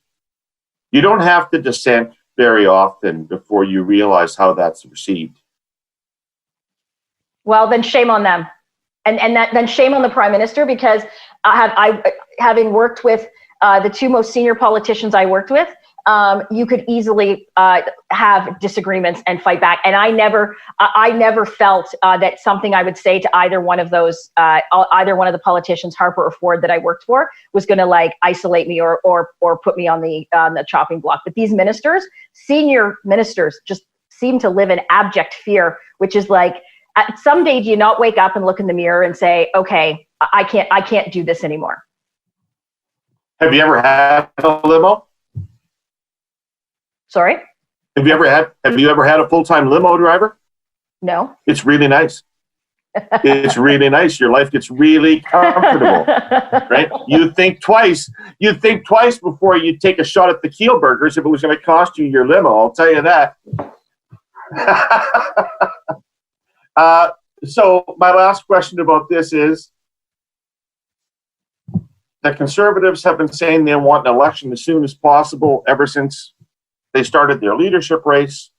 The leader of the Bloc now says in October. McKay's been talking about October. No, he hasn't. Oh, I thought McKay had asked for an October called for a fall First, I've heard about it. Okay. There's no conservative that I've talked to that wants an election in the fall, and even if they did, there's 0% chance it's gonna happen in the fall. I was going to ask you though. You've got the Bloc leader says he's withdrawn. He doesn't have confidence in the Prime Minister anymore. He wants a new Prime Minister. Doesn't want to change the government, but he wants a new Prime Minister. That sort of leaves Trudeau hanging with Jagmeet, doesn't it? Yeah, I mean, so that's an easy position for Blanchet to take, right? So to say, oh, I don't like this Prime Minister, but let's not trigger an election and let's have another Prime Minister. That's kind of been the modus operandi of Blanchet throughout this entire Parliament, because, he's going to be content just to continue to sit on his seats and continue to, keep parking his narrative. And, I don't necessarily blame the guy. As far as if the question is, will this trigger an election? Highly skeptical on that actually happening. I mean, unless it's a Liberal government self-owned, but you're going to have to lay a lot of track to get there. But how can the government fall? Parliament's not sitting. Exactly. So what I'm saying is because your guy, your Jugmeat cut a deal with Trudeau, so Parliament can't sing. I know. It. So I'm sure there's probably a lot of self-reflection that might not have been the best idea considering what's going on now. Would I prefer the Parliament sitting right now at this particular moment so that we can be holding the government's feet to the fire? Yes. So will this trigger an election? I'm skeptical. I think we're going to have to get to some form of budget or whatever before we even start having that conversation. I don't think this is the moment that's going to bring it down. So they have some months to kind of dig out. But again, I don't think the story is over. So we'll see. I agree the story's not over. But from a practical point of view, David, there's no way to trigger an election. The Parliament's not sitting. And we still have parts of the country that are in lockdown. And, everyone is still consumed. Kids aren't going back to school. So, no one really knows what's going on. So how the prime minister or anyone could trigger an election, it's not going to happen for a whole host of practical reasons. Okay, let's move on to the economic snapshot that the finance minister gave us last week. After much demand for some clarity about what the situation was, the finance minister came out with what he called a snapshot. Obviously wanted to downgrade its importance from an update to just be a snapshot. Jenni, what did he deliver and what does it change? Well, what it changes is huge because now we know the where we are in terms of Canada's economic situation. We're at a $1.2 trillion debt, a $343 billion deficit. Funny though, in the entire 15 minutes he spoke, I don't think he said those numbers once at all. What he did talk about was interest rates being low and basically seemingly taking credit for the rates being low themselves. So there's nothing to worry about. We're all good. Interest rates are low. Well, they're low until they're not anymore. And if there's not some kind of plan leading into the fall that's more expansive than increasing the amount of time employers can use the employment wage top up, I think we're in trouble. We've started to see ramifications in the private sector and economies in Israel. The tech sector, which is booming there, is laying off people. Wells Fargo, Harley-Davidson, major companies in the U.S. are already starting their restructuring. So it's only a matter of time before this phenomenon starts in Canada. And if our economy does not look stable, interest rates will go up. It's kind of this false premise that everything is doing well. So I think that's what this government should be focused on. I'm not confident that that's what the case is, but there doesn't seem to be any forward thinking happening at all. Surely the deficit number should be uncontroversial because nobody has disputed any of the spending. I haven't heard anybody in politics saying that they shouldn't have done any of the things that they've done. So presumably the deficit would be the same under anybody who'd been that's not true because this government was spending too much before this crisis happened. And so okay, subtract 20. Your deficit would have been $323 billion. Okay. So basically it's a non-political issue, the deficit, because everybody supported the CERB, everybody supported the wage subsidy, everybody supported all these things. Okay, and what is the government doing to ensure that the economy stabilizes as we get out of the crisis mode? That's a fair question. There hasn't been a budget. There hasn't been there has not been a true budget in over a year. So, for Mulroney to stand up and say, give a snapshot that he didn't even include the numbers, the actual snapshot, because that's really what people are talking about. What's the snapshot? Deficit, net debt, where he didn't even say it. It doesn't give a lot of confidence that this government is giving thoughts to, okay, eventually we're going to have to just stop spending because eventually we actually have to get the economy going. Yeah, I think that's right. I think, not necessarily the mechanisms that happened in the plan. I think Jenni and I would probably have some disagreement on what those might be. But I think, there is a bit of anxiety that's going to start to set in if we are not looking at what's the long-term plan, what's the strategy here, folks, right? Now, when we look at the deficit numbers, there is also a bit of a kind of a large numbers problem when we look at it from the perspective of, other nations that are taking on massive amounts of debt and massive amounts of deficit, and their debt to GDP ratios are through the roof, right? Ours is, I think, 30-40%, something like that. So we're still 43%. okay. And what I think we need to have a real honest conversation about the mechanisms that get us, to the future. And that, I don't know if that's cutting spending, but maybe it's other levers that we can pull to make sure that we're continuing to set ourselves up for success while not having this massive debt burden. Well, but Chris, to your point about other short plug here. Yeah, go ahead, Jenny. Go ahead. No, I was just going to say, for Chris's point about other nations, prior to COVID, we had the third worst employment record in the unemployment record in the G7. We were just in front of France and Italy. We spent more money during COVID than any other G7 country, and we have now the highest unemployment rate in the G7.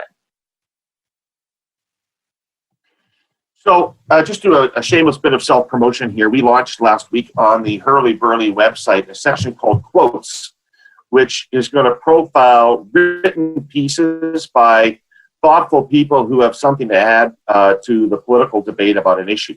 And Scott Clark and Pete DeVries, two former very senior Department of Finance officials, wrote an analysis of the financial snapshot for the website. Go and check it out. It's really interesting. But one of the things they propose to deal with the issue we're talking about is a temporary 2%, 2-point increase on the GST to show financial markets that that keep that interest rates low, to keep our credit rating that keeps those interest rates low. They felt we needed to show some commitment to fiscal responsibility, and that they thought that raising 2 points on the GST would do that. How do you feel about that idea?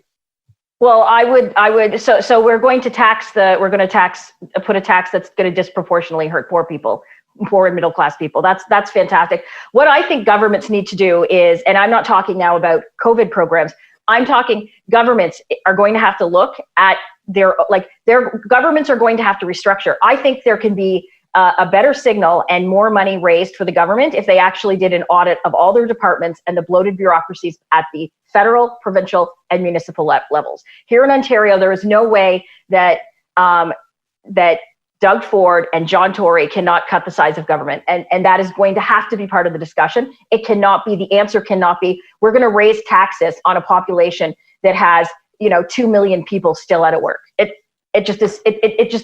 It's nonsensical for government to suggest that. I thought the lesson of COVID was that government needed to be larger. That we had a lot of things being done by the private sector, take long-term care homes, that shouldn't be done by the private sector. We're talking about different things. We're talking about the actual size of the efficiencies of government. Government has ballooned over the last 5 years in all levels. So if politicians' only answer is to raise taxes, shame on them. I think the answer is also who are you raising taxes on, though? Here's the orange coming out now. Is it the only answer? But there's been a lot of discussion around a wealth tax. It happened in the last NDP platform. Parliamentary budget officer says it would raise about $5 billion a year. It's not the be all and end all, but it's something that is going to be much better, I think, received, and probably a better lever to pull than a regressive tax on working people. I think these are the debates that we should be having as a part of a broader budget or a broader, what is our recovery strategy, right? I don't think the answer is just cutting programs. I think, and taxes, people get all weird about taxes, but at the end of the day, it's who are you taxing and what's the benefit? Well, $5 billion isn't going to get you very far against 343. I mean, I agree with the wealth tax. I 100% agree with the wealth tax. And nobody's saying it's the panacea, but... Well, I mean, you got a couple things here. One of which is you got this big deficit as it is. The second thing is a lot of people on the left side of the spectrum, a lot of progressives want to see this moment as an opportunity for fundamental change in a way that we build a more fair and just society through more government. And so the people who advocate that, in reality, have to advocate a way to pay for that. Yes. Right? Yep. I don't disagree. Right. So I think there is an opportunity for a transformative moment here. I do think that that's going to be obviously quite an expensive proposition. I think that the wealth tax, I think where the left sometimes gets tripped up, or a lot of the times gets tripped up, is, presenting things like the wealth tax as the be all and end all, right? Like, it is one lever that raises $5 billion a year that, in the face of a $343 billion deficit, does that really hack away at it? No.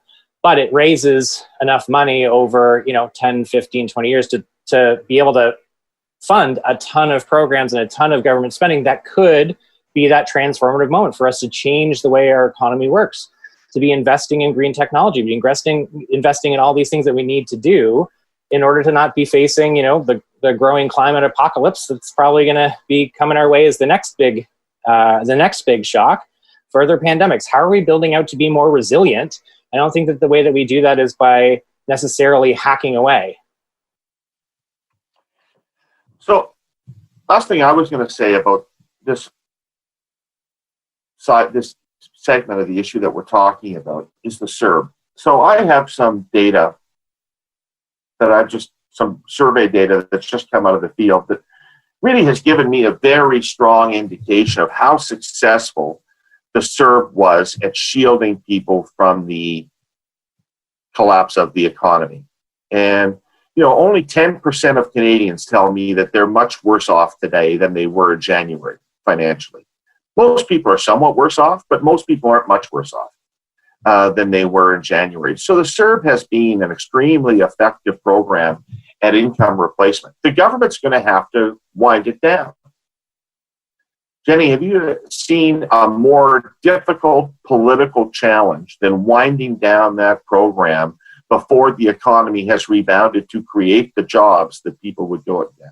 Well, but this is part of the discussion. And to Chris's point, this is actually what the government should be. This is what the government should be meeting and talking about. Politically, yes, I think it's going to be very challenging, which is why they've extended it, why they've extended the wage subsidy. This is one of the things Pierre Poilievre actually talked about, was having some kind of way to for people to transition out of the CERB while getting employment, so people can go back to work, still receive the CERB or portions of the CERB until they actually transition back into full-time jobs. If it's someone in retail, or if it's a server who's going back and they're only working part-time, they won't be penalized for taking less wages if they're working part-time and not getting the CERB. I think the challenge we're going to have, and I'm repeating myself a bit from last week, is that I think there are going to be massive, I think with restructuring, if there is another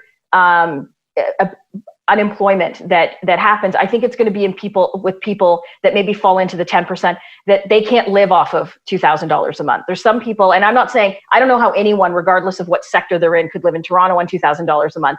But if someone's working part-time retail or as a part-time server, it's different than a middle management who's working at a bank or an insurance company who's laid off and has, a Mississauga-style mortgage or an Oakville-style mortgage. That program's not going to help. And I'm not sure what governments can do to mitigate that. They can't just say, okay, well, if you made over $100,000 a year, you'll get a $5,000 a month CERB or something. And so, but this is what I'm saying is, I don't think there's any forward planning by the government. Like, there should be people, it's not the day-to-day. It's not even what we do now between now and December. It's, okay, what do the next 2 years look like? What do the next 4 years look like? And that's what this government should be focusing on. And your not point just about mortgages is your point about mortgages is interesting, because I haven't seen any Canadian data, but I recently saw some Americans are defaulting on their mortgages like crazy right now. Well, wait until what the banks had the 6 month window where you didn't have to pay your mortgages. If you're looking at March, we're now going to be looking at September, October, when that program's going to end. And the banks have already told the government they're not extending it, from what I've heard. And so people are going to get a shock, because it's not like the banks, which is shitty of the banks. It's not like the banks took the 6 months and then added it to the end of your mortgage. What they're doing is they are now prorating it. So everyone is going to, wake up in September and October and realize that their mortgage payments now are even more than what they were pre-COVID. Yeah, and then top that up with, if you're a small business owner and the commercial leases, right? Like, I was talking to friends of mine who own a candy business, and they're like, great, so now rent's due in July, and I am down like 85% in sales. What do I do, right? Chris, do you see any prospect of the CERB morphing into some version of a basic income?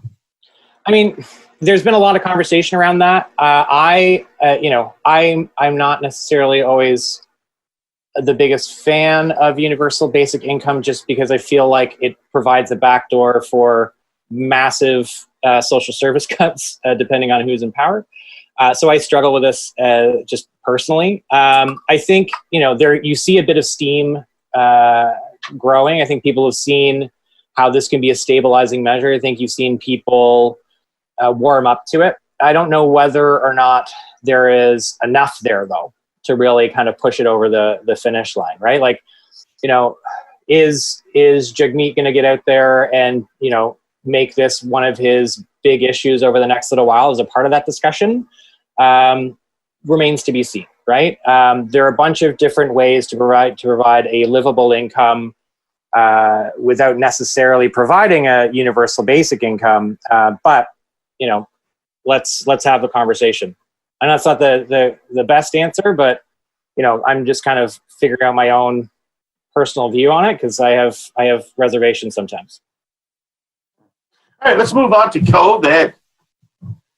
Jenni, you got to be happy. Ontario's moving into stage 3. But before that, let's just remark on the fact that Quebec has made wearing masks mandatory at all indoor places, unless you're a Muslim, in which you're not allowed to wear a mask in Quebec.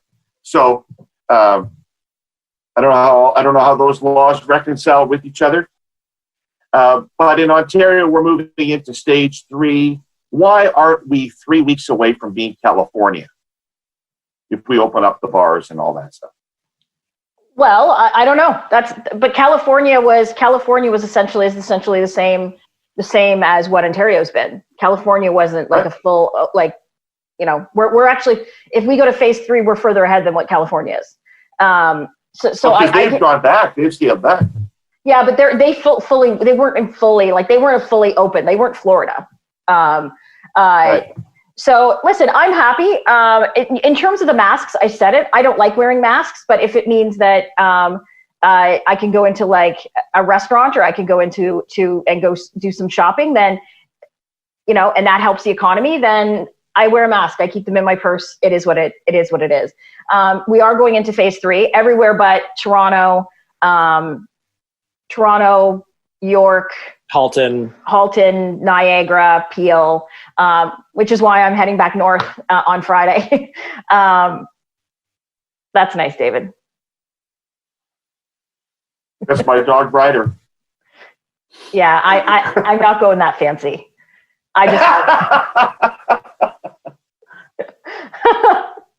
So I think it's good. Doug, who knows what Doug will decide to do?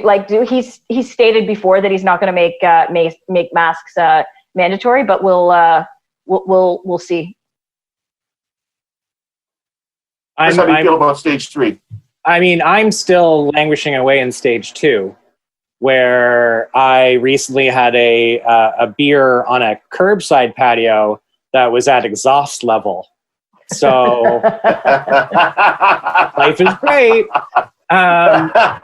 So, I mean, we were going to get here eventually at some point, right? Like, I don't think it was like, phase 3, this magical thing that's happening. I think we all knew it was going to happen. I think where I'm more concerned is moving into the fall, and what does that public health and communications response look like, right? Like, we could be in a position where, hopefully we're not, that if we're all in phase 3 and we all play nice, we all wear our masks, and, we all keep our distance, that we won't have to roll back things. But, how are governments going to respond? The municipality is going to respond. The province is going to respond when it comes to, we've all tasted a bit of freedom over the summer. We've all felt, pretty good about it. We've had our beers on our patio, and now all of a sudden these things are going to start to slowly but surely go away. And that's a massive communications and political challenge to try to get people to roll back on the things that they've already started to enjoy, while the new pressure of a school year, what does that look like? All these things are going to start to coalesce in the fall. And I think, phase 3 is going to happen, but what happens, in the fall is my biggest concern. I don't think people are going to accept going back to like phase 1. Right. And it's not going to happen. And how do we manage that? Well, we're managing it now. Like everyone? It's like everyone gleefully wants the COVID to come back. This is what I don't understand. Like, it's like people see people on patios, or they're like, ooh, look at those people. It's like they sit there like checking their phone to see if like there's been a spike of COVID. Like, there's no evidence. But it does come back, Jenny. It does come back. California is an example. But you can look like you've got it under control, and then it comes back. But like, they were locked out. They were locked down like us. They were locked down. They were like locked down with us. Like, and then they loosened, and then the thing came back. And like, nobody's waiting for this. Like, nobody's hoping, oh God, I wish COVID would come back. Remember that great experience we've had since January? I really wish that would be. But we are cavalier. Let me put it to you this way. There can be no greater priority for our province right now than making sure that schools and childcare centers are open in the fall. Yes. And so why would we be doing things now, like opening up bars, that could precipitate a recurrence of COVID that would mean that we couldn't open the schools? Why are we, somebody put it in terms of a risk budget. You have a risk budget. Where do you want to spend it? Why are you spending it on bars? David, BC has had restaurants open for a month and a half. BC has had restaurants open for a month and a half. So is Alberta. They've got the magical Bonnie Henry. They've got the magical Bonnie Henry. Something's going on out there. No, but this is the thing. It's common sense by people. It's, restaurants will be at half capacity, and if that goes well, they'll be at full capacity. But to expect people to kind of not go out and live because it might come back, this is what I mean. It's all these mights. And every single week we have different healthcare professionals come out and say different things. Like, now they're like, well, it's not really, you can't get it from touching a surface. It's airborne. And then, because they're learning as they go. Like, this is a new virus. But we're just finished talking about, there are going to be serious ramifications. So we have to learn to live our lives with it. We can't shut down the economy anymore because it's not good for people. It's not good for mental health. It's not good. Doctors are now coming out and saying the effects it has had and the deaths that it has caused for non-COVID patients. Hospitals cannot shut down again. And so so to your point about keeping locked down, no, we have to learn how to live with this thing because there is a good chance there will not be a vaccine. So we have to learn to live with it. And months ago, when we talked about living with it, we talked about the prospect of some civil liberties issues. I had Michael Bryant on just in anticipation of this issue because everybody said, when you open up again, you're going to be dependent upon a testing and tracing and tracking regime that allows you to identify quickly whether there's an occurrence, identify who it might have affected, isolate those people, keep testing them, and isolate the virus. We don't have any of that. We don't have any of that. No jurisdiction does in Canada. And even in countries like Singapore, there was only a 40% rate, I think it was, of people that were willing to actually like participate in it. But I think there has to be a point where governments allow people to have common sense. Like, there's common sense. So if you're going into I don't feel governments can tell you who you can hang out with and who you can't. But let restaurants open and tables can be 10 feet apart or 5 feet apart.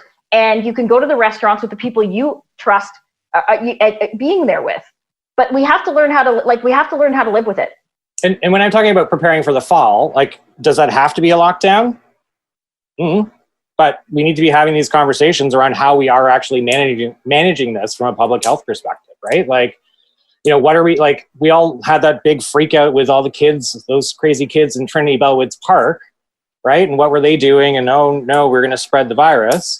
But they had no other option. But there were a lot more people. David, if you want to talk about LA, its transmission, there was 100,000 people that participated in the protest march a month ago. Remember the drone picture? The picture of the drone? Yeah, I know. But I thought the evidence was increasingly that it's really indoors where this thing is dangerous. And it's indoors in close settings where somebody's going to fucking spray on you from talking. That's a bar. I believe that. But who's to say, as Chris just said, all medical health professionals are given this advice, but they're still learning about it. So who's to say they don't change that advice? This is what I mean. Like it's as we learn, we have to live with it. It is not good for all of the reasons I just said to lock down the economy. So if there is spikes places, we have to learn how to live with it. It's how, how they deal with it in long-term care facilities, what they're doing in schools, what they're doing in hospitals, and what they're doing for the economy. We all have to fucking learn to live with it. And frankly, politicians now have had almost 6 months to try to get their heads wrapped around this.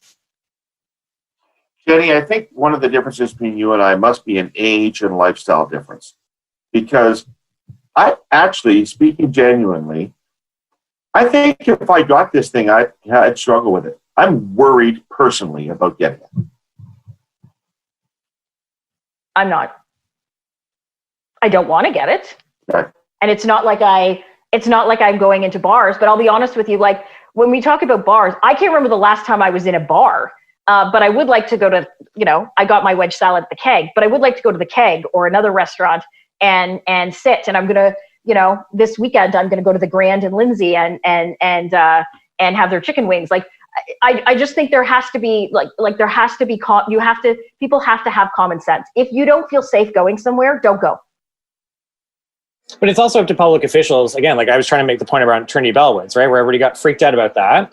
And there were other options on how to actually direct that behavior in a way that makes sense, that's still in public safety, and also people can still enjoy their, beer out in the park, right? And so where's the thinking on making sure that we're communicating more clearly around, like, here are the things that we can help you do to be safer, right? And it might just be masks, it might just be, stay 10 feet apart, but there are other ways that we can be inducing behavior that it may or may not mean a shutdown, but I don't see any of that thinking happening right now, right? I don't see any of that sort of like, what other options are we giving folks to still be safe but still enjoy their lives right now? And what does that look like when it gets colder? What does that mean? Like John Tory went and drew circles on the park at Trinity Bellwoods, like right.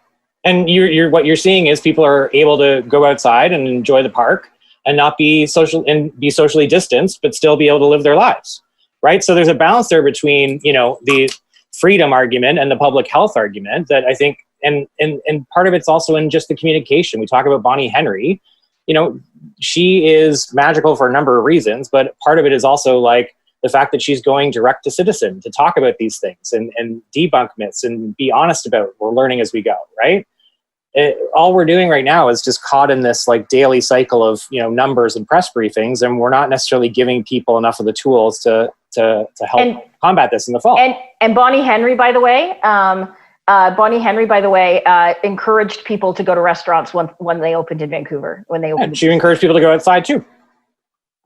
In the UK, they unveiled a jobs plan last week, which is pretty interesting, by the way. If you want to go look at it, it's the kind of thing you might be looking for ultimately in Canada. Quite specific about how it's going to incent job creation to replace their version of the CERB, which they call furlough.